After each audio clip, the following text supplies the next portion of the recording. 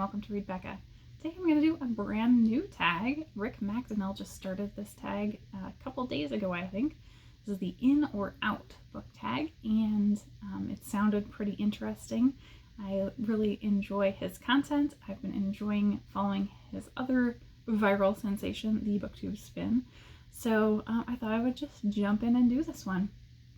So the first prompt is reading the last page first. I am out for sure on that. I do not read the last page first. I can't imagine why somebody would think that that is a reasonable thing to do. No.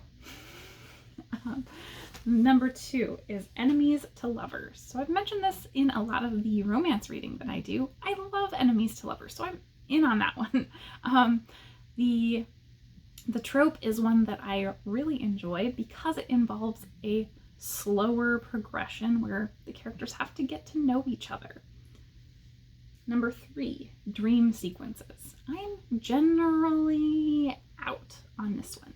So I think dream sequences can be effectively used, just like any trope, but usually they're some sort of either trick or way of exploring something subconsciously that probably could have been explored in a better way.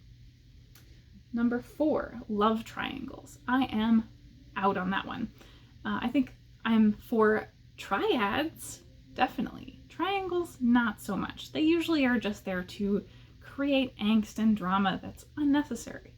I don't have a lot of angst and drama in my past relationships, very, very little. And so I, don't need to relate to everything in books, but I find it very hard to relate to these sort of high conflict relationships. Number 5, cracked spines. So I try not to crack my spines. I really don't break the spines. I try not to open. I'm one of those people that holds my mass market paperbacks like this. So I don't crack my spines usually, but I don't mind if they come to me already cracked. It doesn't bother me horribly. Number 6, back to my small town. I'm out on this one. So I generally don't like small town stories. I'm okay with them, but usually they involve kind of conflict with more regressive ideals, and that's just not something I enjoy reading about.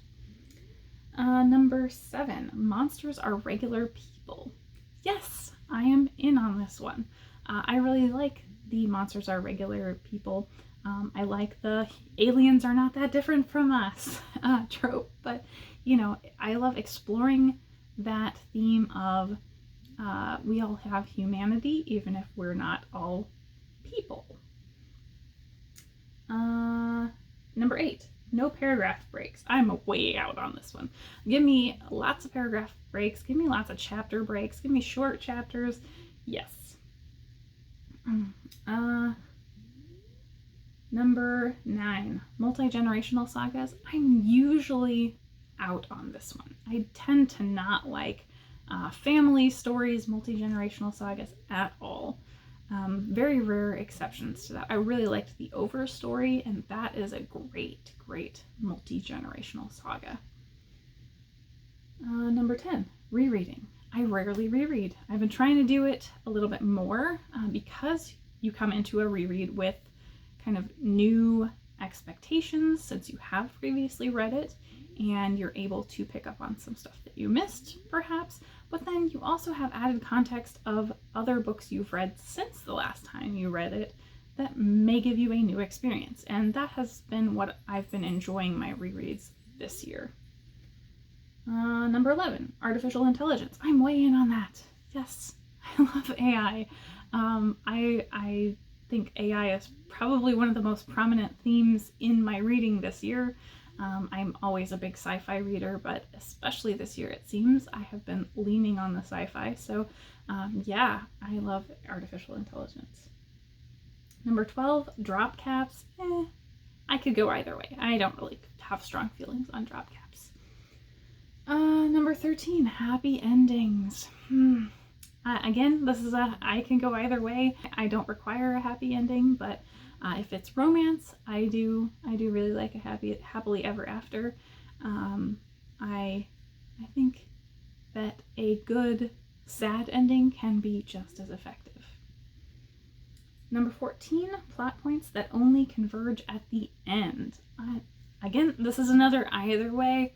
I don't really care. It's if the structure suits the story that's being told, depends on whether the author does it well or not. Number 15, detailed magic systems. I am way in on this. I love good detailed magic system, but I also like soft magic too. So I can go either way on that one. It all depends on the story that's being told and the author, how they are using it. Number 16, classical fantasy races. I do like classical fantasy races, but I really like to see new things done with them. One of my favorite self-published series is all about an orc who is a gunslinger in a Weird West setting, and so that's completely different, and it has multiple fantasy races. So the Grimlock Demon Hunter series is just a fresh take on those traditional fantasy races, and that's what I love to see. So, number 17, Unreliable Narrators. I tend toward being out on this. I don't really like them as much. It seems like a gimmick usually to me. Number 18, Evil Protagonists. I think I can go either way on this one too. This is not something I feel too terribly strongly about. I will read an evil protagonist from time to time. I don't have to always like my main characters. Number 19, The Chosen One. I'm way out on this one. I don't like stories of destiny and chosen ones and the farm boy who becomes a king. No, not a fan. Number 20, When the Protagonist Dies. This one can be interesting, so I'll say in, because it's very unexpected.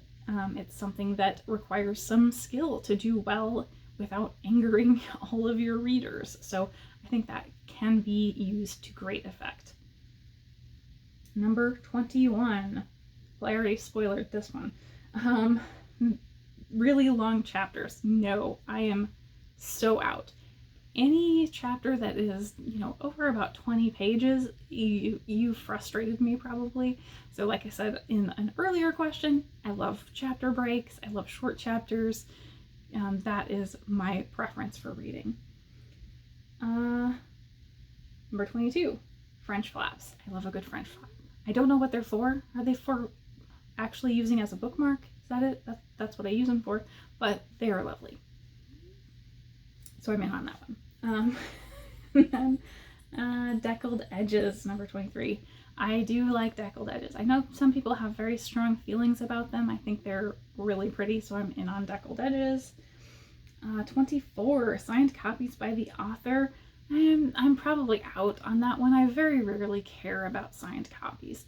I do have a few, but I would rather meet an author and have the conversation in a casual setting than, or even attend a Q&A for that matter with an author, than just get a signed book of an author that I never actually interacted with. Yeah, I don't really care about that. 25 dog earring pages.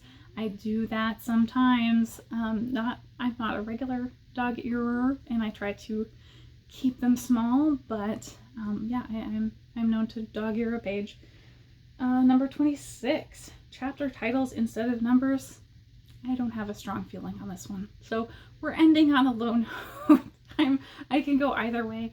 I don't really, if they foreshadow things, that can be interesting, but yeah, I don't really care. So that is the tag. I hope you guys, if you would like to do the tag, will pick this up and try it out. Thanks for watching. Please like and subscribe if you want to see more.